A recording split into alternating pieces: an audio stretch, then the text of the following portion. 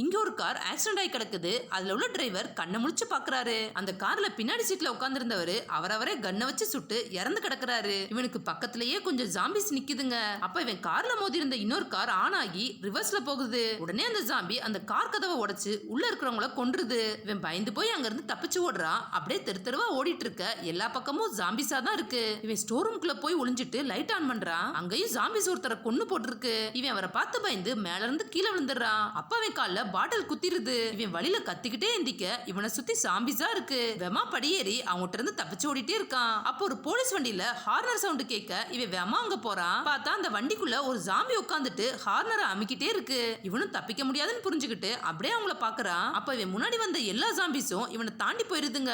எந்த ஜாம்பிஸும் இவனை எதுவுமே பண்ணல.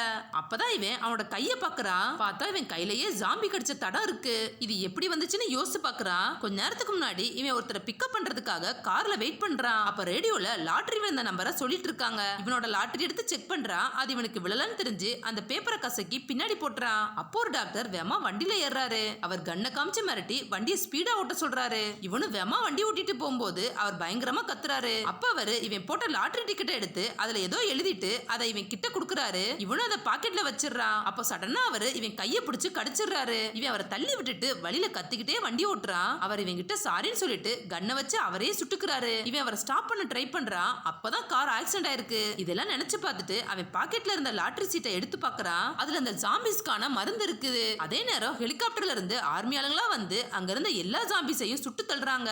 இவன் எல்லாரையும் எப்படி காப்பாத்துறதுன்னு தெரியாம ஷாக் ஆகி நிக்கிறான். இதோட ஸ்டோரி முடியுது. மேபி இவன் டாக்டர் கொடுத்ததை வச்சு எல்லா ஜாம்பிஸையும் காப்பாத்திருக்கலாம். அப்படி இல்லைன்னா இவனையும் ஜாம்பி நினைச்சு அவங்க சுட்டு தள்ளிருக்கலாம். இதுக்கு என்ன கிளைமாக்ஸ்னு நீங்களே கமெண்ட் பண்ணுங்க ஃப்ரெண்ட்ஸ்.